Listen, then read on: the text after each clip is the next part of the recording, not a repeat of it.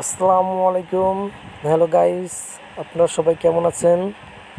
আপনাদেরকে আমি এমন একটা বিশেষ জিনিস দেখাবো আজকে। আপনারা সবাই দেখে অবাক হয়ে যাবেন।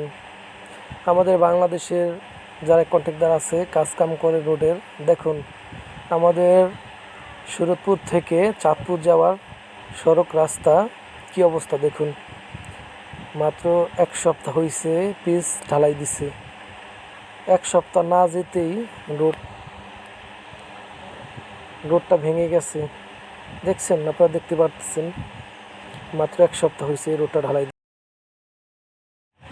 জায়গায় জায়গায় পানি জমে গেছে, পিচ উঠে দিতেছে। তাহলে কি পিচ ঢালাই দিল এগুলি?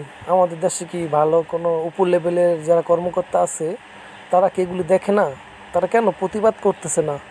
এই যে আমাদের বাংলাদেশের রাস্তার কি এই পরিস্থিতি, শরীয়তপুর জেলায়, শরীয়তপুরে কি কোনো ভালো নেতা নাই? ভালো উপর লেভেলে কোনো নেতা নাই? তারা এগুলি দেখে না? আপনারাই বলেন, এই রাস্তার বিষয় আপনাদের কি মতামত?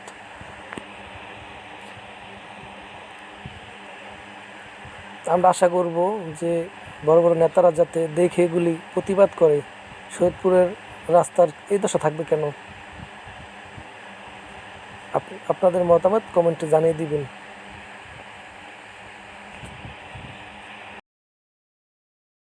ভাই আপনারাই দেখুন, এটা কোনো রাস্তা হলো কোন?